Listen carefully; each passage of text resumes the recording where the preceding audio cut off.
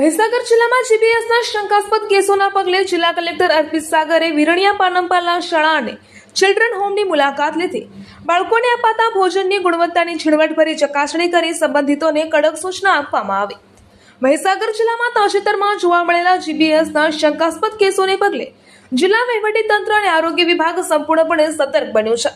જિલ્લાના બાળકોના સ્વાસ્થ્ય અને સુરક્ષાને સર્વોચ્ચ પ્રાધાન્ય આપતા જિલ્લા કલેક્ટર અર્પિત સાગરે આજરોજ જિલ્લાની વિવિધ શાળાઓ અને બાળ સંભાળ સંસ્થાઓની રૂબરૂ મુલાકાત લઈ ગ્રાઉન્ડ ઝીરો પર ચકાસણી હાથ ધરી હતી.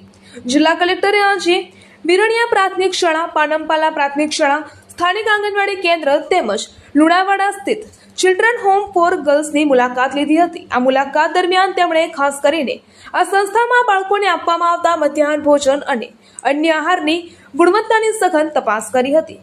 રસોડાની સાફ સફાઈ, પીવાના શુદ્ધ પાણીની વ્યવસ્થા, અનાજ કરિયાણાની જાળવણી અને રસોઈ બનાવતા કર્મચારીઓની સ્વચ્છતા બાબતે તેમણે ઝીણવટભરી વિગતો મેળવી હતી.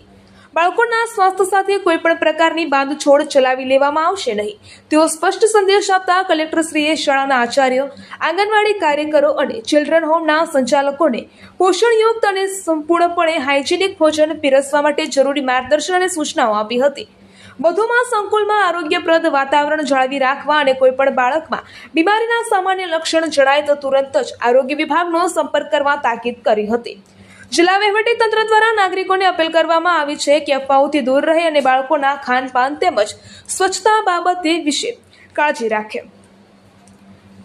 વહીવટીતંત્ર પરિસ્થિતિ પર સતત નજર રાખી રહ્યું છે અને અગમચેતીના તમામ પગલાં લેવામાં આવી રહ્યા છે.